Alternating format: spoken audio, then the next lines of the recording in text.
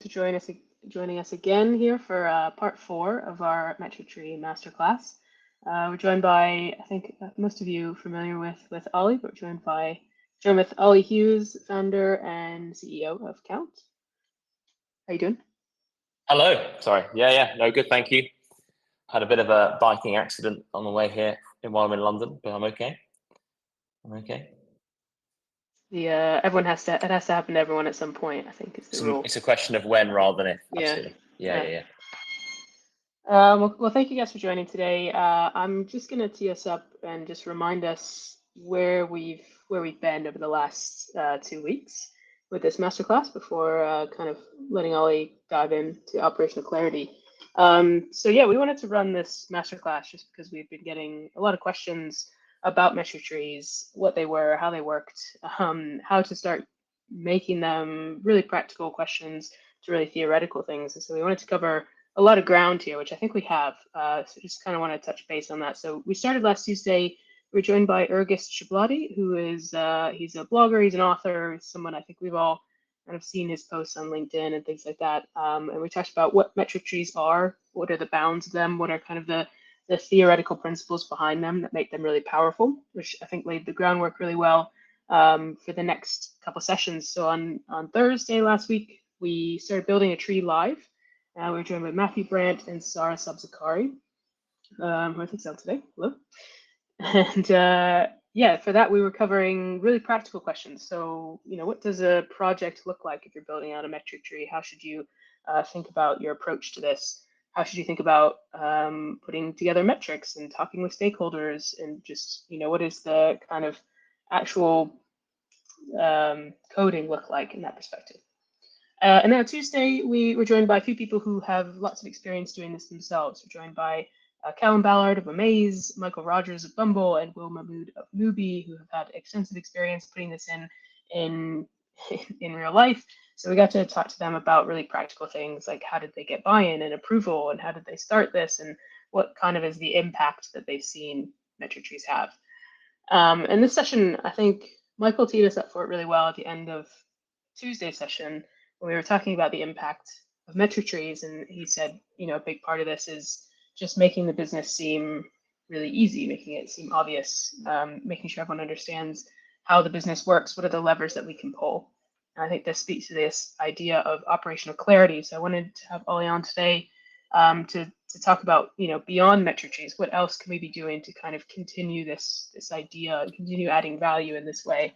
So I don't want to spoil too much about what we're going to talk about, but I just wanted to tee that up. And then I'll hand over to Ollie now to bring us up to speed. Oh, we'll definitely be talking about it together. That'd be great. Yes. Cool. Yeah. Thank you. Nice to see everyone. I hope you really enjoyed the series. It's been really fun to put it on, and Dave's done a great job doing it. Well done.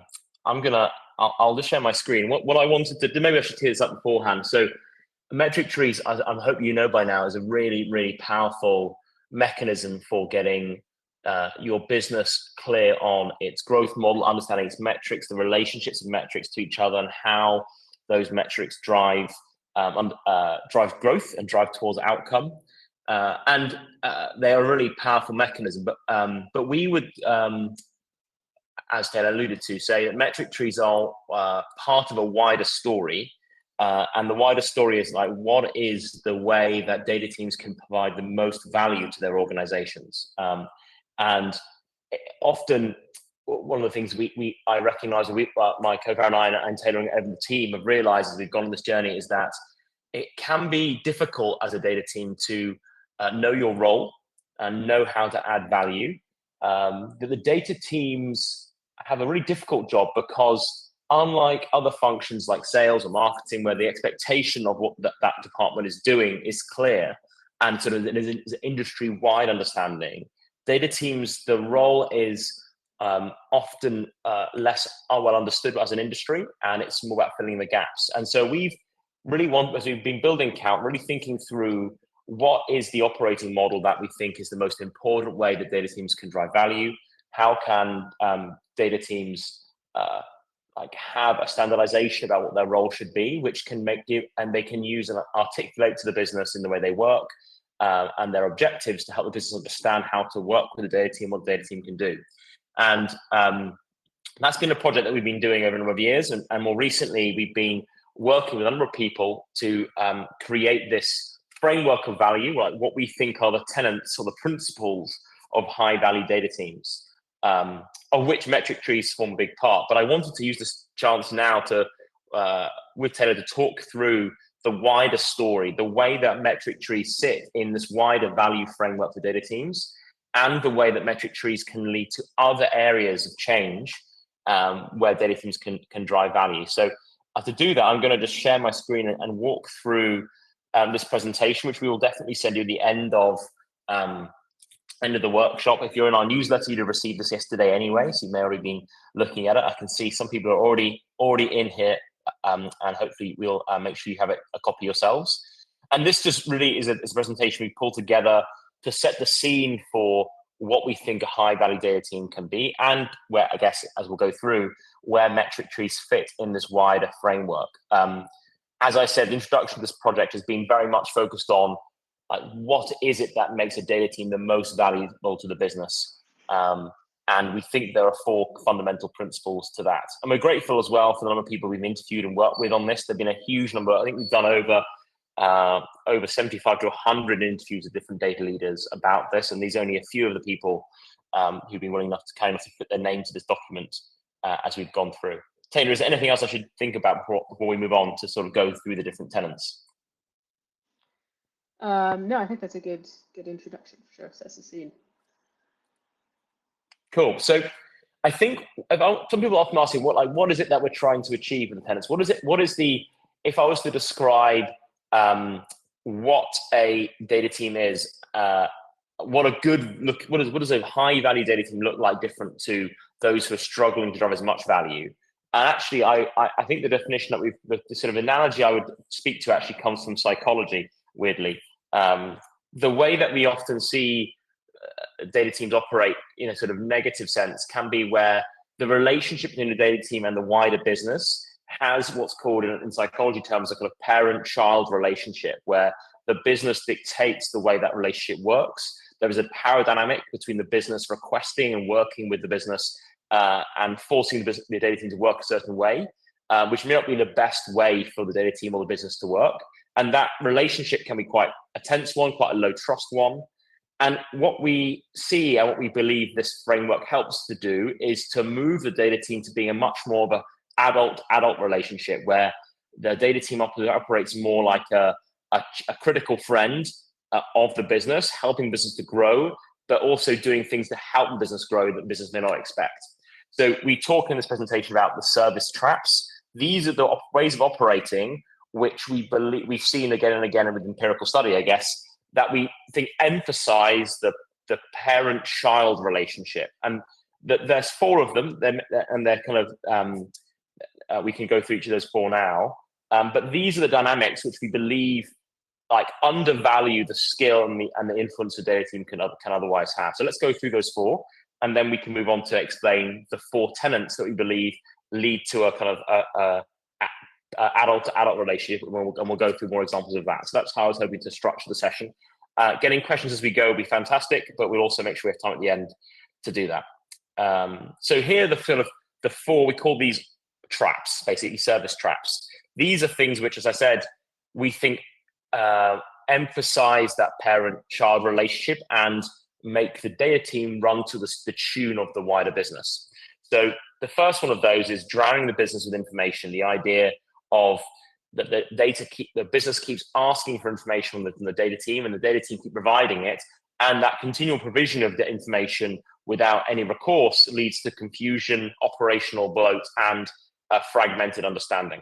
And as you can imagine, that very much goes against the principles of metric trees that we've been discussing in this series. So we'll come on to how that can be a help with the counterbalance. The second one then is just answering a question the business has, that the business sees the data team as a source of information and treats the data team like a service rather than being a function with a role which is higher value than that higher impact, and ultimately underutilizes the skill of the data team.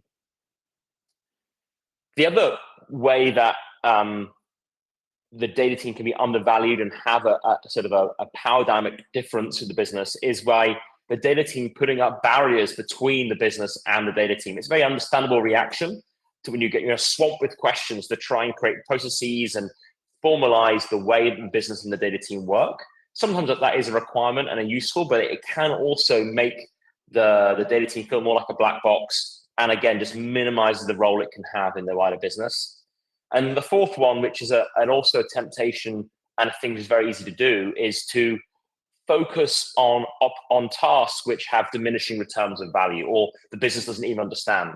It's very easy, if we're not careful as data practitioners, to focus on the things we can control, which may be our own code, our own infrastructure, our own stack, and perfecting that with actually being a genuine outcome of value creation elsewhere in the business. So these four sort of behaviors we consider to be operational traps. They're very easy to fall into. This is not to say these are things which every team does perfectly, but these are the four ways that we can remove ourselves or devalue the work we're doing by the nature of what we're asked by the business. Any questions on that, Ted? Do you think we worth flagging? Any thoughts you have on this? Yeah, I think especially number 3, it just really makes me think of a lot of the language you hear around self-service right now, which is just kind of, throw it over the wall and hope that it, that solves all those ad hoc requests that we get, instead of kind of leaning in and playing a very different role. So that was in my mind when you were going through particular kind of 2 and 3. Yeah, that's helpful. And there is definitely a place for self-service, which we're going to cover when we go through the tenets. Just to sort of bring this to life a bit more, these are some of the ways that our sort of working group have highlighted signs that you're in more of a service trap mode versus being more of high impact. So this is not like a sort of exhaustive list by any means, but it's just 5 things that if these resonate for you, it might give you some signal that you could potentially have a lot of, you could change the way you're working to drive more value. The first one is having a dashboard to employee ratio closer to 1, where you have as many or more dashboards than you have number of employees. That would suggest that you maybe there's too much information in the business and that is confusing the business rather than supporting decision-making clearly. Your team feels swamped by ad hoc requests and you feel unable to challenge the business about the nature or use of those things. Your team wants to spend more time developing just technical skills rather than soft skills influencing. There's an undervalue of the kind of skills of the analyst function versus just being focused on engineering and tech. Now, clearly both are needed, but if it's about that balance being right. Your data team is spending over 40% of its time maintaining operational reports and data quality. That again suggests that the work you're doing is maintaining a service the business uses rather than driving incremental value. And then the final one, which is very hard to really, just as we'll come to, really prove a pound note number of ROI sometimes. But the most important thing is, can your team list 3 ways that your team has contributed to growth in the last quarter? If that isn't possible, then that's a sign that they see that potentially the dynamic between the data team and the business is more service based than high impact.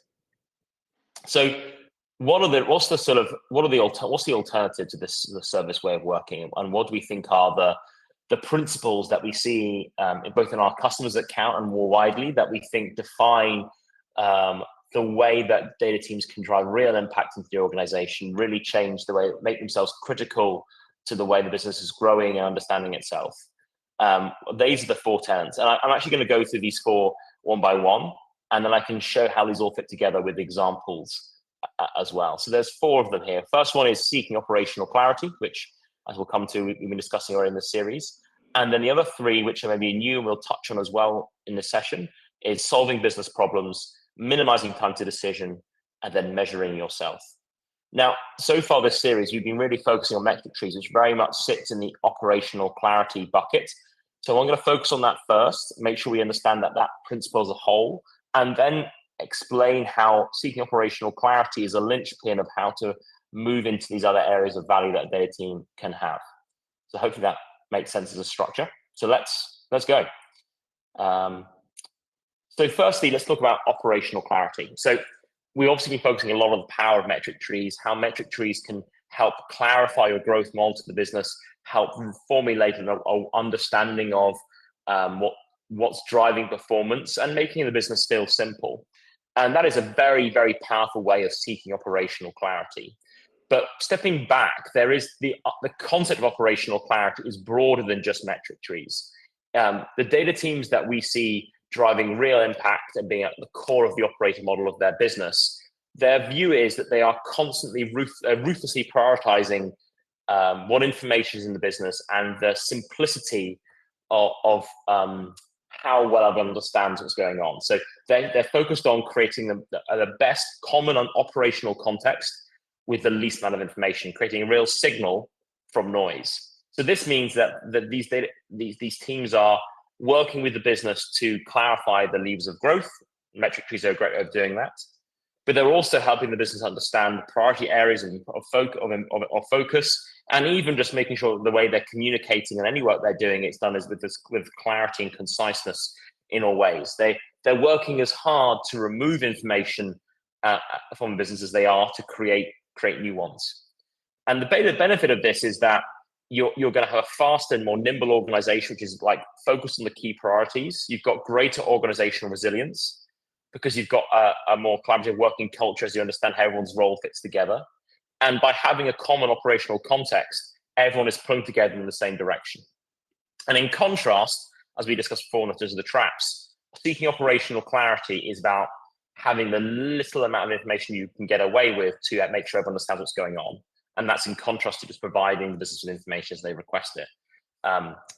Now, how do you do this? How does operational clarity work? As I said, metric trees are a great example of that. And we've heard from Will about how Mubi have used metric trees to really drive clarity in the product space and the organization about what's really going on with their products and their usage. But there are lots of other ways to drive operational clarity than just doing metric trees. And this document will show the data has a lot of different ways you can do this across both the small day-to-day tasks you're running and the most strategic ones like your operational reports and metric trees. So, for example, just to pick a few out, running regular training with your team to understand the best practice for concise communication, having a named business owner for every operational report you have, make sure your metric tree has every node of the metric tree has an owner who can look at that KPI and understands it, like that alignment to the operating model, make sure that you're, as a data team, making sure that's happening. Depreciating all unnecessary assets every quarter or every month is an incredibly powerful way to drive clarity and focus and remove multiple sources of the same piece of information. Creating sort of monthly or quarterly overview reports, which maybe point to the metric tree, but give more narrative that gives a kind of common understanding of what's really going on in the business with some storytelling, is another great way to constantly bring people back to a similar understanding of what's really happening. So what I'm trying to point out here is operational clarity is a mindset change where in the best teams, they are ruthlessly always trying to work out how to make the business feel simple in the minds of the wider business, make the growth model as clear as possible.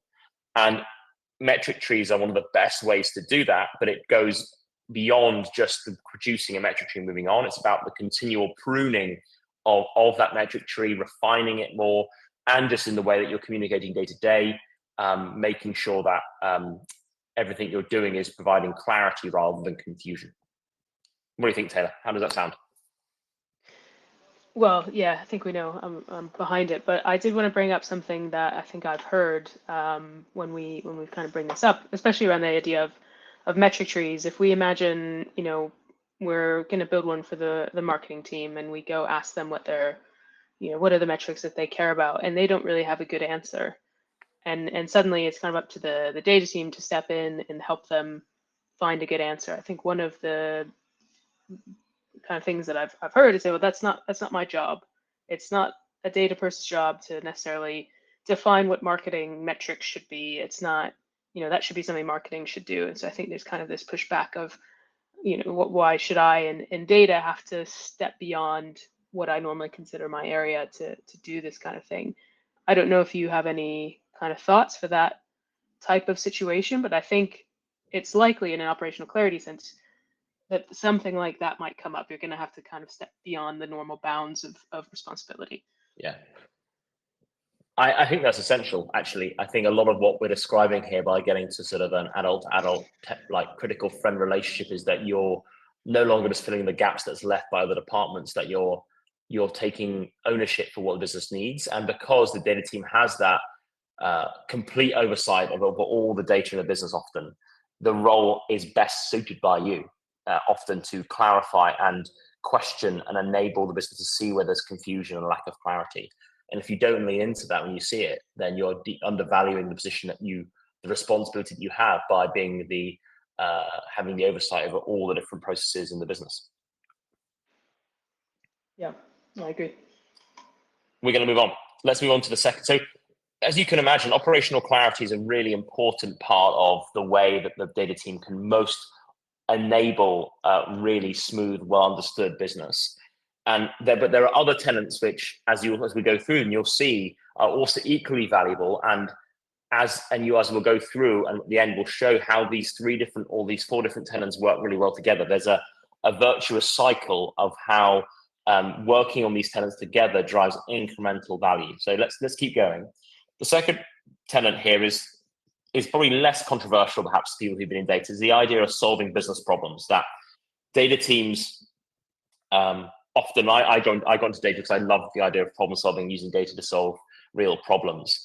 And the best data teams focus on solving the business's biggest problems and prioritize their analytical resource and their time on solving problems rather than just solely maintaining the status quo. Data teams are fantastic problem solvers, and in the best organizations, the data team is seen as a powerhouse of problem solving for the wider business can pull on. And it's also not just about providing, the key is it's not just about providing answers to questions the business has. In the best data teams, the role of the team is not just to provide answers or to provide information to a question, it's to help structure the thinking of towards that solution. So, for example, if someone asks you I'm looking to improving our marketing campaign performance next quarter, or help plan it, the best data teams are helping to structure that problem solve into various buckets, into various questions, not just providing the data, but actually helping the business unit to structure their thinking and make it really clear. Now that can feel like a step over the boundary potentially, but it's just allowing the data team to provide information in a way which is most consumable and by nature is structured to help it be understood and to allow the business to take the things out of their brain and put it onto paper as well. Now, already you can imagine that it's can be perceived quite tricky to get to a point where you're solving business problems rather than just answering data. And this is where I can start to help. I think it's important to show the power and relationship between increased operational clarity and then how this helps this tenant to be more valuable. Because as you get to greater levels of operational clarity, as the business understands itself more, understands its growth model clearer, and it feels more simple, the areas of unknown, the areas of problem become much starker, much clearer. The problem definitions become more obvious and less murky. And that then enables the data team to more obviously say our priorities are to solve these 3 or 4 areas of the growth model, be that how to improve this metric, or how to understand what the relationship is with this particular conversion or this lever of growth. And so it's once you have increased operational clarity, the ability for the data team to push back on requests which don't drive incremental value becomes easier. It's not to say you can't solve business problems off the bat, but you can understand that as you increase the clarity in the business, so the ability to problem solve in the biggest areas of opportunity become more obvious. And that in itself then allows there to be an improved understanding of the growth model as well. So it becomes this virtuous cycle between these two tenants, and the others we'll go to. Let's move on. Tenant number 3. This is where people often talk about, as Claire mentioned, self-service. And self-service has a role in and providing a way for people to get access to data themselves is a very important part of the data team's job. But again, I think it is often oversold as a utopia when it never really quite works that way. That people never quite get the usage out of a self-service tool they would like. They never quite get people to grip it, understand it as well as they'd hope to. And one of the things that we've noticed and we believe is that the better focus for a data team is to think less about self-service and to think bigger and to think about minimizing time to decision across the business. The idea of thinking about minimizing time to decision is it means you're looking at the decision making across different parts of the business and business as a whole, from the most strategic to the most operational, and working out the way to make those decisions, but not just better, but also faster. And this allows the data team to have a much broader scope for impact, because though it may be true that giving a sort of traditional self-service tool may help a particular team in a particular part of their workflow, it doesn't necessarily help the company board making the most strategic decisions.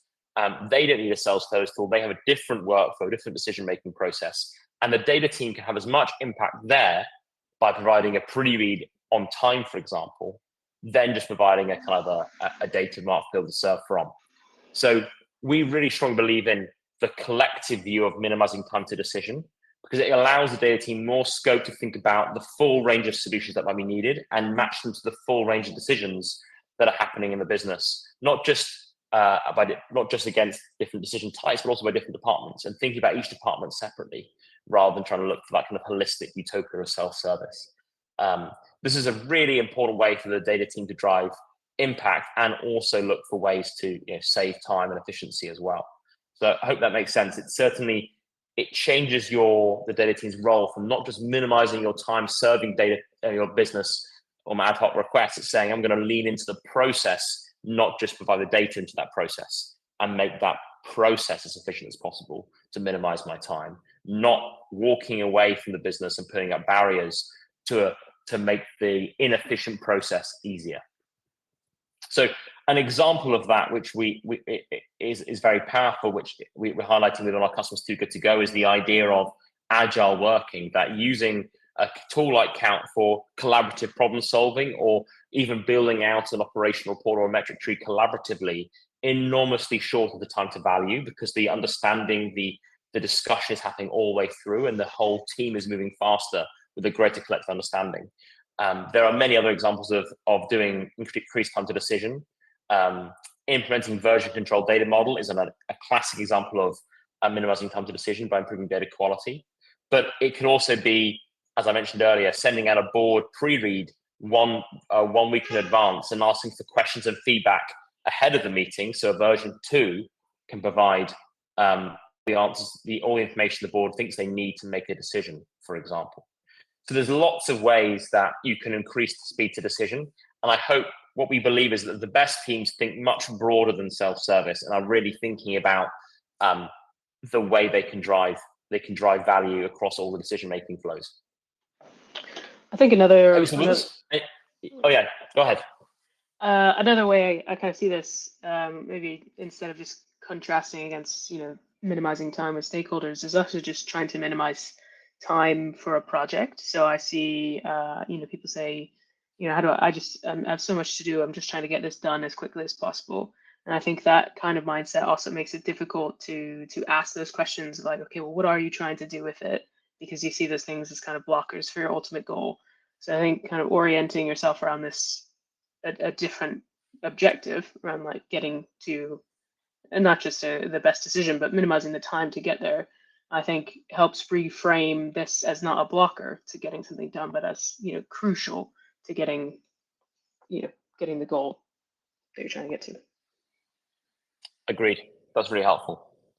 But let's move on to the fourth principle, the fourth tenet of a high impact data team. Now, this is the one that people get squirm most around because it doesn't feel very comfortable. And it's also very difficult to do.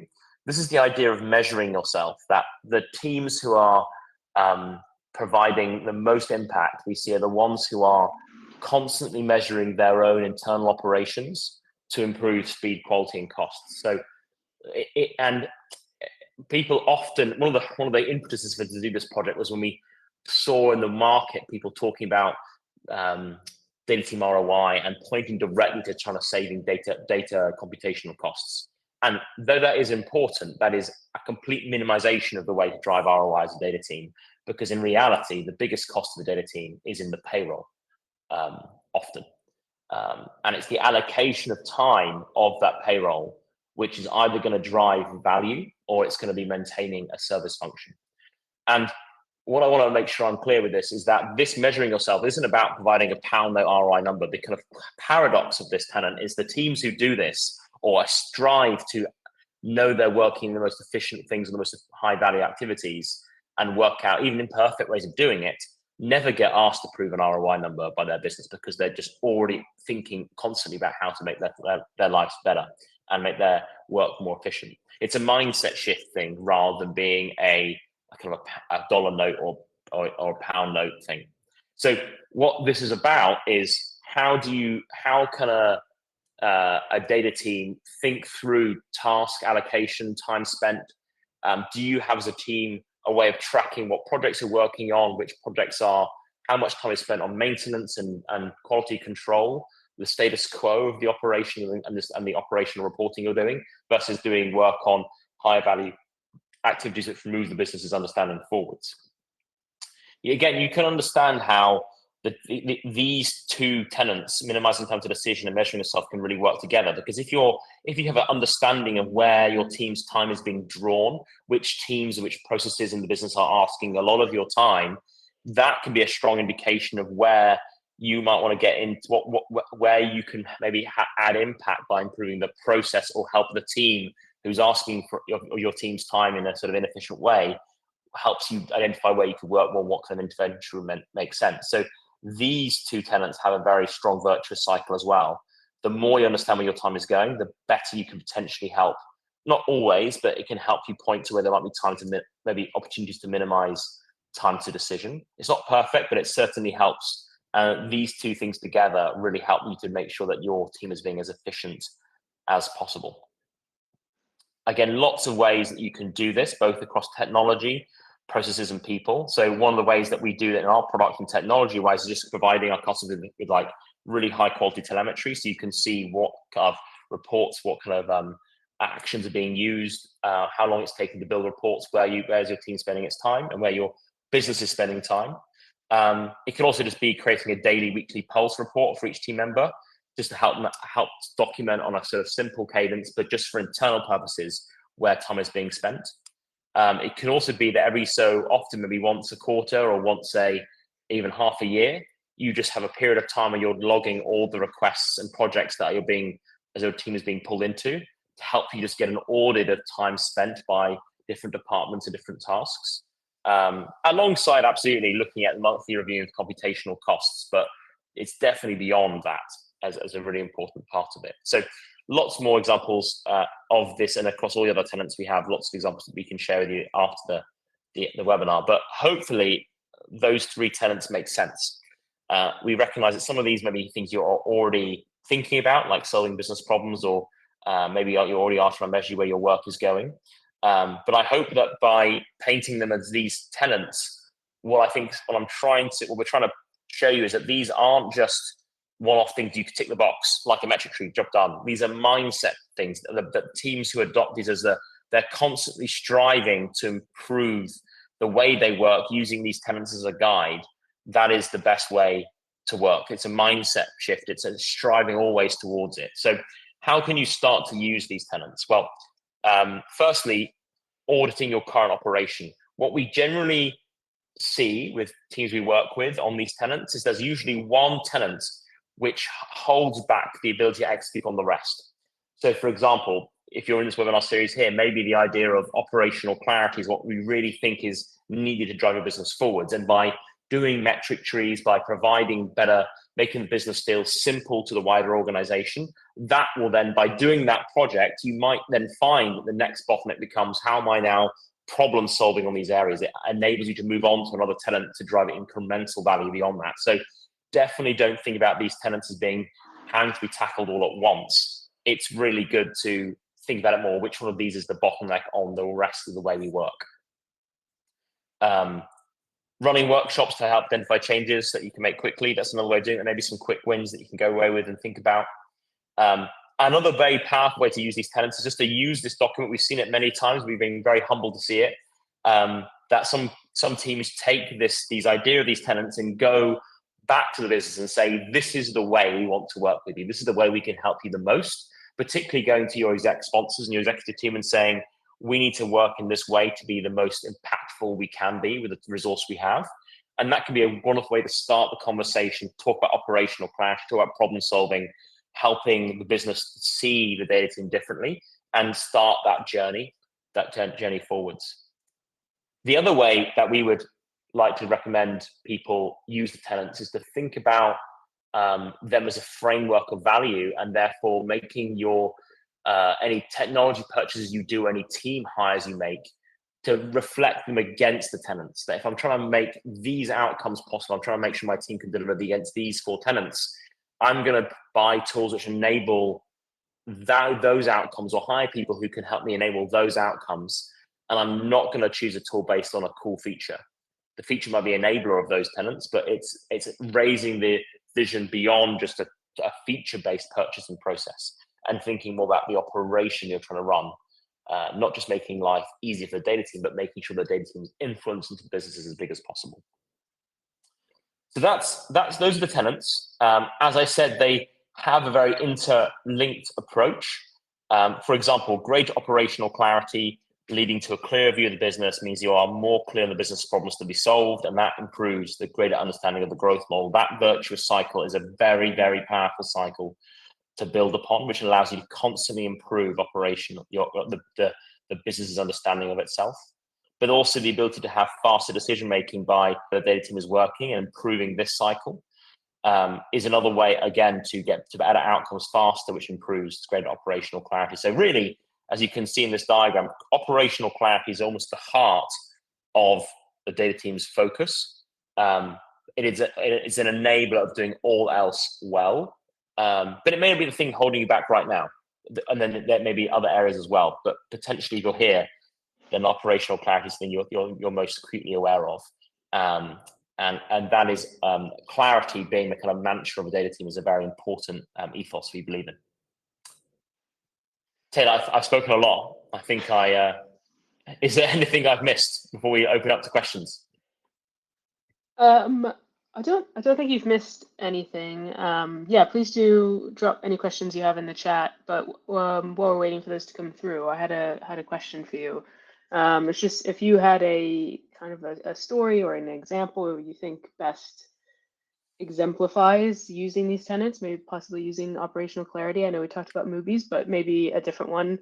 Maybe it's something that's not metric trees, but still on this topic of operational clarity and maybe how it changed things. Yeah, we're very fortunate that we have a lot of customers who use Count to help them with operational clarity, both building metric trees, but also just using it as a way to build out process flow maps. And the wonderful thing about businesses is they are ultimately all very similar. They are all a combination of processes. And so, and it can be very difficult to understand how a whole business fits together, how these different processes interlace, the activity that's going between them. So we've seen it's very common to see our customers using Count, not just for metric trees, but also for doing a process flow map and mapping out almost the highest level growth model as a kind of a full cyclical process flow, not just metric trees.